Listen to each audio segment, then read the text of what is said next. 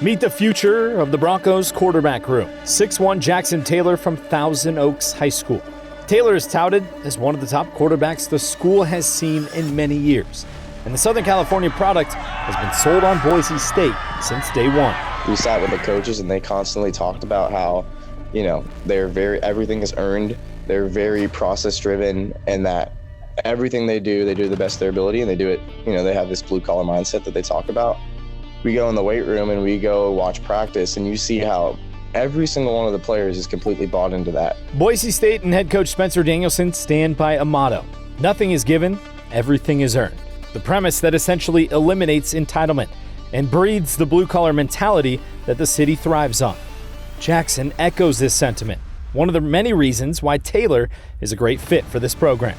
You're getting someone who says what they means what they say, and I'm be there to be the best version of myself. And like we talked about, how Boise's everything about earning what you're given. Like, I 100% agree, and that's part of the reason I committed, is because I think we need more of that. But I'm all into this this idea of earning everything that's produced. Taylor gives a lot of credit to his mom and dad for who he is today, but his mindset may not have shaped the way it is without his half-siblings, a brother and a sister, many years older, many years wiser, helping mold Taylor into the best version of himself today.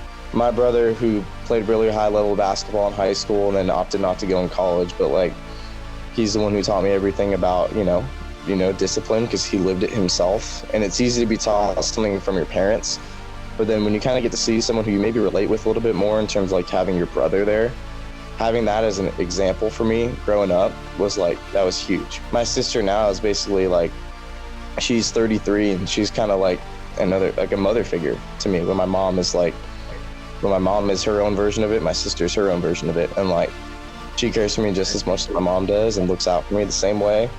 Jackson took off in his senior season, posting a 70% completion percentage, over 2,400 yards, and 31 touchdowns in 11 games. The biggest difference?